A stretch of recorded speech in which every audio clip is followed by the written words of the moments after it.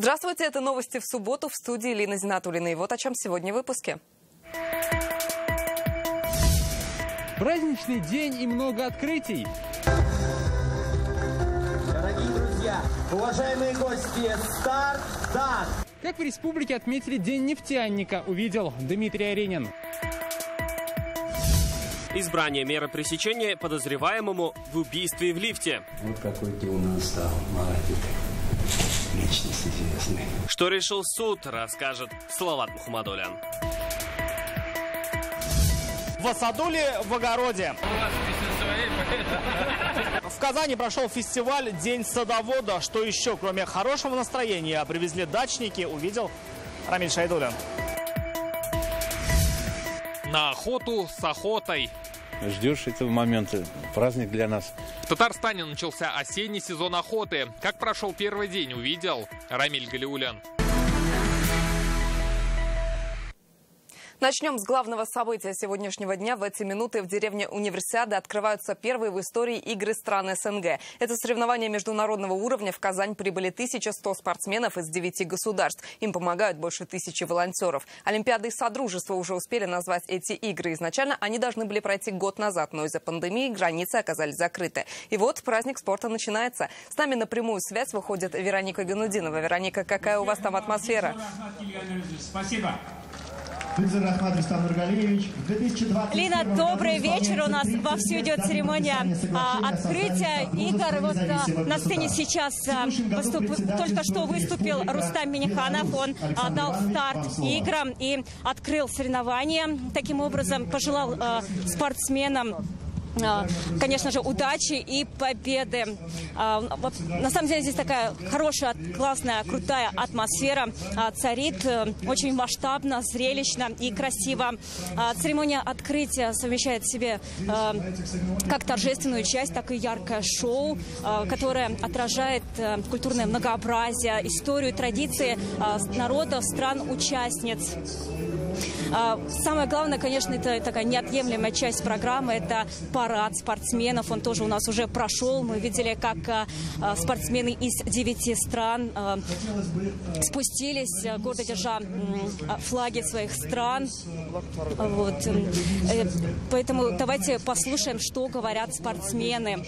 Предлагаю послушать. Кроме того, позволит многим спортсменам, которые здесь выступают, стать стартовой площадкой для выступления на более высоком. Это круто, много видов спорта, много людей, много делегаций спортивных. То есть, очень большой комплекс. То есть, все, на самом деле, хорошая организация, все на хорошем уровне сделано. От этих игр ожидаю, конечно, золота, желательно, но посмотрим, как получится. Конечно, не все как по маслу говорится, но на золото надеемся. Друзья, на пространстве Содружества каждый год. На соревнования приехали 1100 спортсменов, как я уже сказала, из 9 стран, входящих в Содружество. Им от 14 до 23 лет. Кстати, в сборной России есть и 28 спортсменов из Татарстана. Они разыграют 182 комплекта наград в 16 видах спорта. Кстати, такой интересный факт. Здесь такой симбиоз видов спорта. Есть как олимпийские, так и национальные. Например, куреш или борьба на поясах, которые как раз развиваются в странах СНГ. События действительно международного уровня. Приехали и гости федеральные. Давайте послушаем и их. Чем насыщеннее, чем масштабнее такие вот спортивные мероприятия, тем больше времени, тем более это первые игры, тем больше времени требуется на их подготовку, чтобы не смазать впечатления от их проведения, и чтобы они действительно стали запоминающейся важной страницей и вехой в истории спортивной жизни Содружества независимых государств. Мы хороших ждем состязаний, отличной борьбы соревновательной. Виды спорта, которые здесь утверждены в программе, не случайно. Мы их обсуждали на площадке стран СНГ. И получился такой интересный симбиоз олимпийских видов и национальных видов. Национальных видов спорта, которые развиваются в странах СНГ. Стратегические замыслы того времени, Что стоит отметить, как это бывает на крупных международных соревнованиях, турнирная соревновательная часть, она началась еще до самой церемонии открытия. И поэтому вчера и сегодня уже разыграли комплекты наград в боксе и греко-римской борьбе. Сами соревнования будут идти до 11 сентября. Кстати, у зрителей есть возможность посетить соревнования и стать таким образом частью первых в истории игр стран СНГ в Казани. На этом у меня все. Лина, передаю вам слово. Мы остаемся смотреть продолжение культурной части открытия церемонии. Спасибо, Вероника. Это была Вероника Ганудзинова из деревни Универсиады, где открываются первые игры стран СНГ. Еще одно большое событие. Завтра нефтяники страны отметят свой профессиональный праздник. Торжества на юго-востоке республики начались уже сегодня. В нефтяную столицу прибыли Рустам Минниханов и Минтимер Шаймиев. В Альметьевске по случаю праздника открыли и заложили сразу несколько социальных объектов. Это новое общежитие кузницы кадров для нефтянки, уже 5-й новый полилингвальный комплекс и новое отделение детской больницы. Нефтяная отрасль – одна из ведущих в Татарстане. На территории находится более 200 месторождений. Работают 33 нефтяные компании. Они в этом году добыли 17 миллионов тонн нефти. В бюджеты всех уровней перечислено свыше 300 миллиардов рублей. Как это меняет облик городов и районов республики? Дмитрий Аринин с масштабного праздника.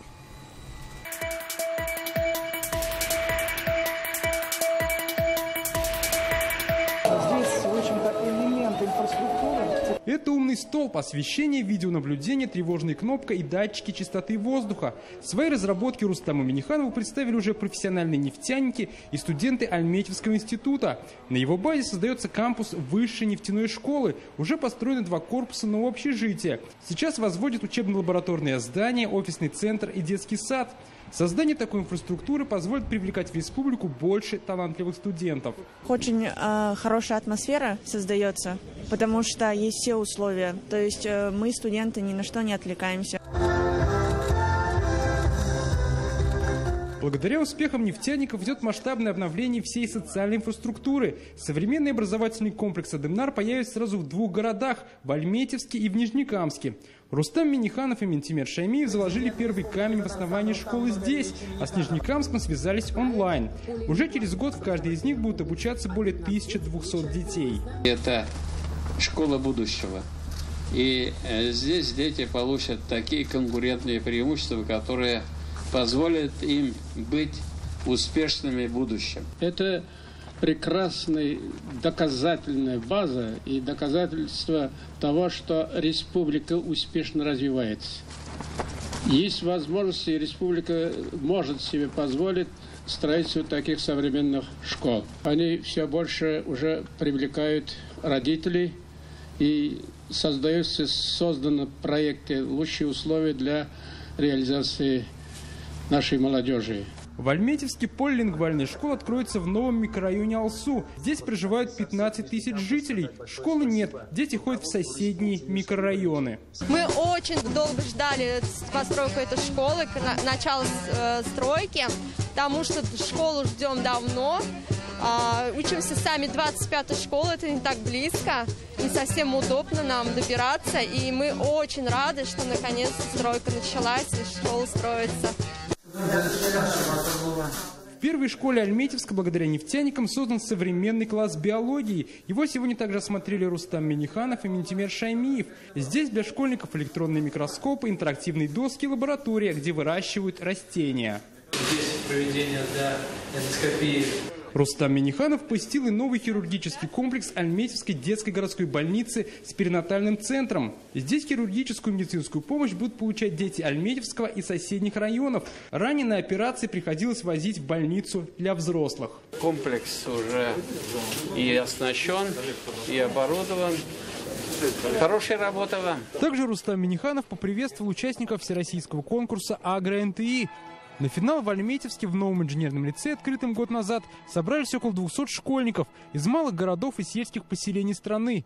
Это авторы лучших научно-технических исследований и проектов в области сельского хозяйства. Мы каждый год приходим и удивляемся тем наработкам, тем инновациям, которые мы здесь видим. Хотел бы пожелать каждому из вас успешного продвижения ваших проектов и заверить, что многие разработки, которые вы предлагаете, они будут реализованы в том числе и в нашей республике. Спасибо вам, что вы такие молодцы.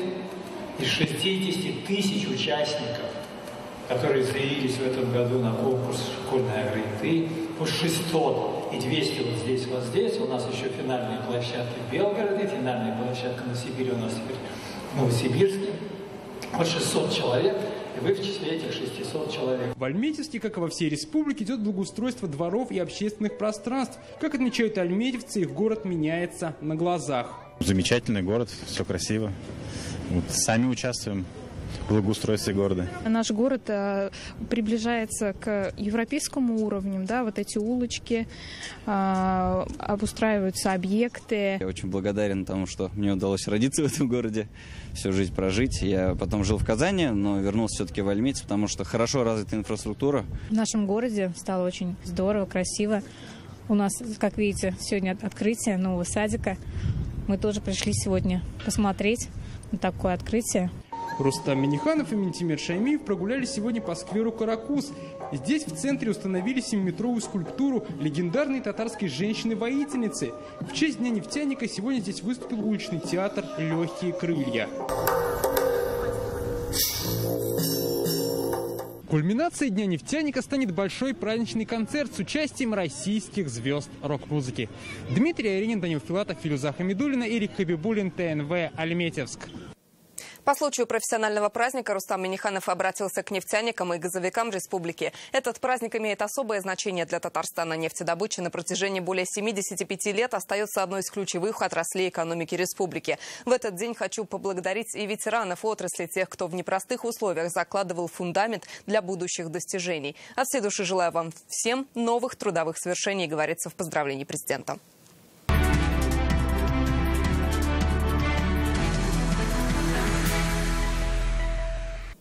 Сегодня Советский районный суд Казани отправил в СИЗО 36-летнего Марата Низамова. Он подозревается в зверском убийстве 50-летнего мужчины в лифте дома на улице Минской.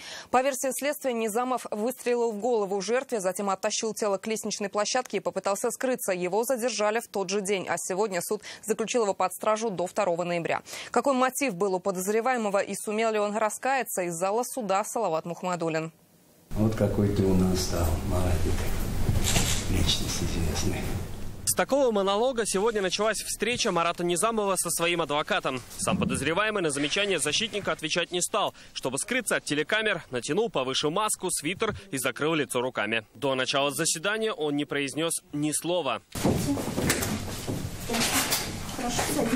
Первым во время процесса выступил адвокат и заявил ходатайство. Просим приобщить к материалам дела.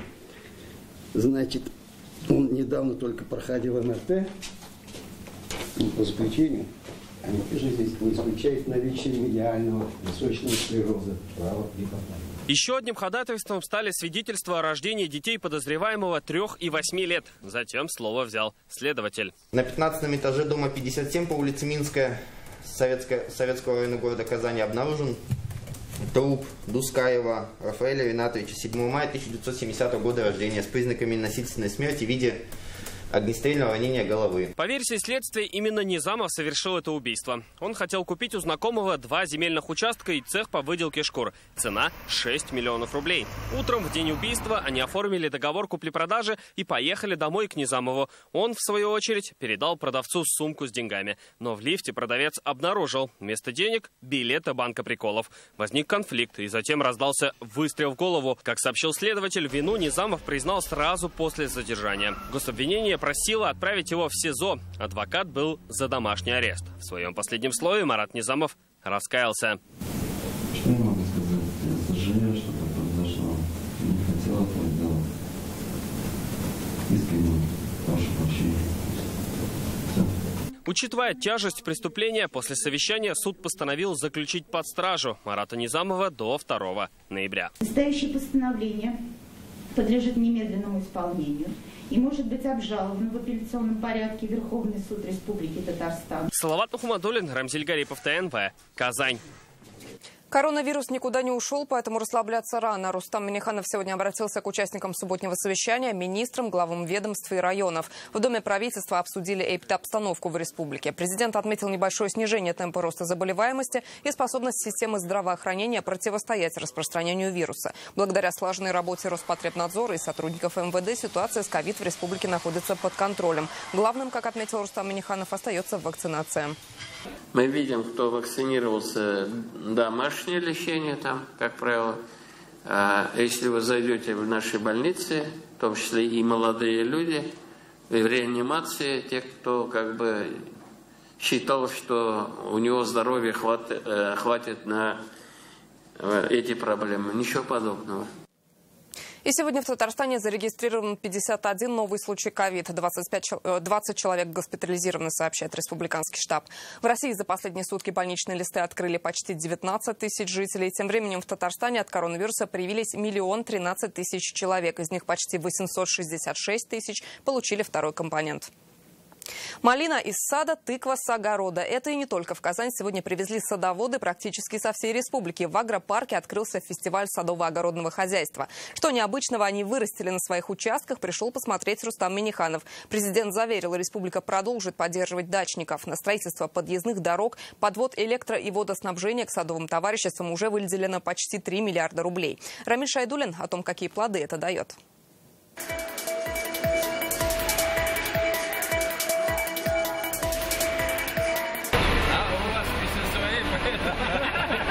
Рустам Минниханов лично взвешивает лук-гигант, который вырастили зеленодольские дачники. На весах почти полкилограмма, причем это чудо природы из обычного сада.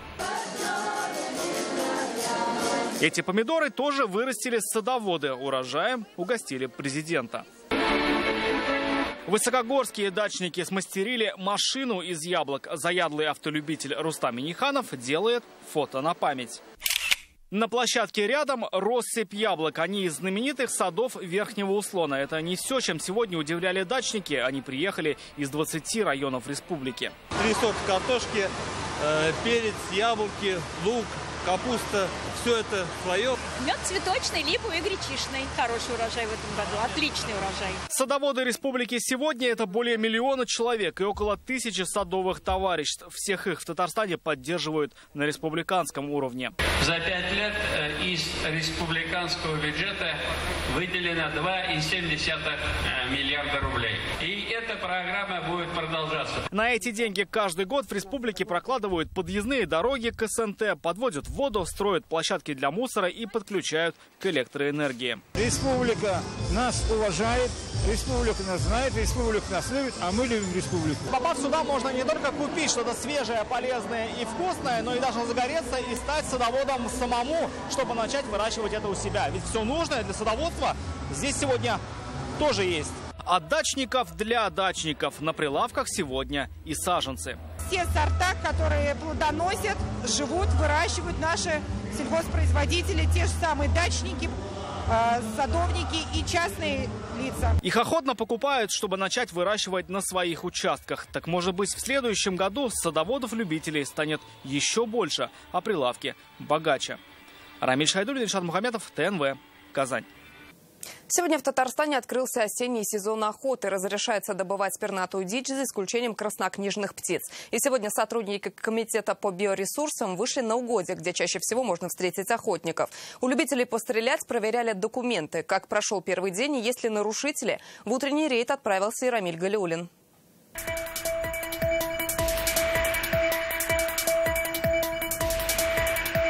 В 6 утра инспекторы уже начеку. Раньше их встали охотники. Для них сегодня практически праздник. Сезон охоты на дичь начался. Проблем с документами у компании Алексея Кондратьева не возникло. Охотники опытные. За уткой в Высокогорский район выезжают больше 10 лет, говорят они. Обязательно оружие должно быть уж чистое, подготовленное. Смотришь патрон, чтобы срок годности хороший был. Что-то с лета закупаешь. Охотимся, поэтому без чехла новых патронов здесь, естественно, пока нет. Когда только увидишь дичь, самый уток, только тогда уже заряжаешь. Проверяют всех подряд. Охотник должен знать не только, где сидит фазан, но и все о законе. При себе охотники должны иметь 3 документа. Это разрешение на оружие, добычу и охотничий билет. И только в этом случае любители пернатой дичи сами не станут добычей инспекторов. Если охота идет без документов, грозят штрафы и изъятие оружия. С начала года выявлено 700 таких нарушителей. Их оштрафовали почти на 800 тысяч рублей. Сейчас начинается новый сезон. Самые частые нарушения – забыл охотничий билет в машине. А при себе эти документы обязательно должны быть. Если в сроки охоты охотник не имеет при себе разрешения на добычу, штраф от 500 до 4000 рублей. Традиционно разрешают отстрел болотно-луговой, водоплавающей, полевой и боровой дичи, за исключением краснокнижных видов. В этом списке улит большой, кроншнеп большой, клинтух и пескулька. В правилах конкретно прописано: стрельба ниже 2,5 метров по летающей птице запрещена. Стрельба на шум, на шорох по неясно видящей цели также запрещена. Запрещено стрелять по аншлагам, по птице, сидящим на проводах. В этом сезоне поохотиться на водоплавающую и полевую дичь можно до 5 октября. На боровую на месяц дольше, до 5 января. Рамиль Галиуллин, Олег Мыльников, ТНВ, Высокогорский район. Двойной праздник сегодня отмечают в Раивском Богородицком мужском монастыре. День иконы грузинской Божьей Матери и 30-летие возрождения самого монастыря. На праздничную службу, которая этим утром прошла в Троицком соборе, приехали сотни гостей не только со всего Татарстана, но и из ближайших регионов. Были священнослужители из Грузии. Во время службы они исполнили несколько молитвословий на грузинском языке. Божественную литургию по случаю праздника возглавил митрополит Казанский и Татарстанский Кирилл. Радость и утешение сегодня находиться здесь, в этом вот в первой, наверное, святыне, которая стала восстанавливаться на территории Татарстана. И, знаете, очень повезло, что, во-первых, был человек избран сразу правильный, вот ныне покойный отец Всеволод, который собрал очень много людей благодаря своему характеру, отношению к жизни. И к нему очень многие люди приезжали, к нему были рады помочь.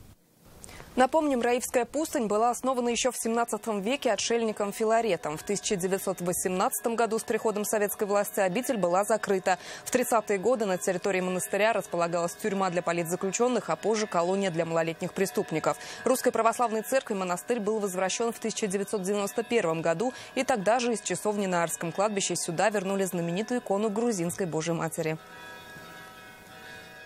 Конечно, здесь места благодатные в плане того, что монастырь расположен в своем естественном окружении, в природе, в заповеднике, и это очень располагает к молитве. Мы приехали из Чебоксар специально сюда. В этом Раифе какая-то благодать. Поэтому я вот всегда в Раифу всегда стремился. До этого, не зная еще про праздник, я почему-то хотел сюда приехать. Так заканчивается эта неделя. Интернет-версию итогов прошедших 6 дней читайте на сайте газеты «Реальное время». Еще больше новостей в наших соцсетях ВКонтакте и Инстаграм. До встречи.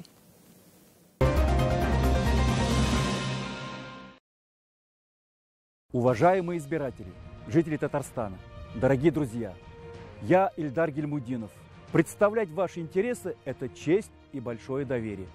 Мы вместе добиваемся успехов. Держим курс на благополучие, чтобы в стране был мир и согласие. Сохраняя лучшее, вместе создадим новое. Ильдар Гильмуддинов, кандидат в депутаты Государственной Думы Российской Федерации по Московскому одномандатному избирательному округу номер 27.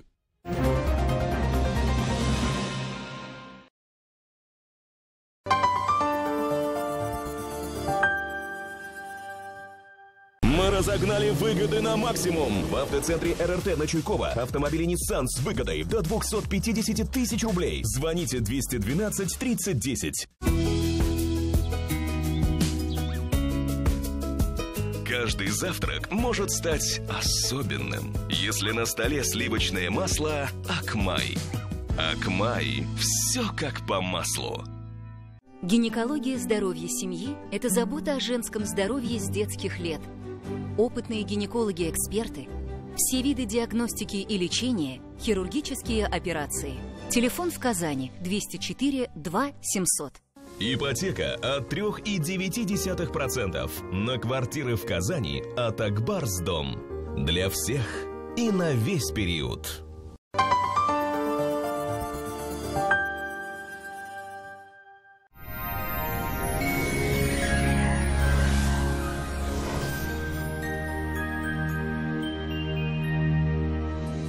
Здравствуйте! В республике пасмурно, сыро и холодно. Виной тому капризный атмосферный фронт. О погоде на 5 сентября прямо сейчас. По данным сервиса Яндекс.Погода, на юго-востоке в Бугульме, Бавлах, Азнакаево будет облачно с прояснениями. Ожидаются дожди, прохладно, плюс 13 и ночью, и днем. На северо-востоке, в Нижнекамске, Набережных Челнах и Елабуге погода будет ветреной и не обойдется без дождей. Но не все так грустно. Осеннее солнце иногда будет выглядывать из-за туч. На севере Татарстана, в Агрызе, Менделеевске, Актаныше также облачно с прояснениями, временами дождь и около 14 градусов выше нуля. На северо-западе, в Арске, в Кукмаре, Балтаси ночи стали холодными, а днем плюс 14, небольшой дождь. На юго-западе, в Болгаре, Држаном, Буинске небо в облаках, прольются дожди. Температура пониженная, ночью всего плюс 5, а днем плюс 14. В центральных районах, в Чистополе, в Альметьевске, Мамадыше переменная облачность и дождь. В последующие дни прохладная погода сохранится, а местами синоптики также обещают дожди. Федеральная сеть медицинских центров «Доктор Ост» лечению самых сложных заболеваний позвоночника и суставов без боли и хирургического вмешательства. За 12 лет в 10 городах России врачами клиники отменено более 70 тысяч операций. Боль в спине может исчезнуть без следа. Оксана Кузина, автор безоперационной технологии лечения позвоночника. Даже с грыжей можно справиться без операции в любом возрасте. И никаких фокусов, только передовые технологии. Доктор Ост. В воскресенье в Казани ожидается облачная погода с прояснениями, небольшие дожди. Температура ночью плюс 8, а днем плюс 12. Ветер западный, сильный, порывистый. Атмосферное давление 742 миллиметра ртутного столба, влажность воздуха 65%. Магнитное поле Земли спокойное, но прохлада и порывистый ветер могут вызывать недомогание и стать причиной простудных заболеваний. Берегите себя. О погоде все. В студии была Лейла Латыпова. Приятных и теплых выходных в кругу близких. До свидания.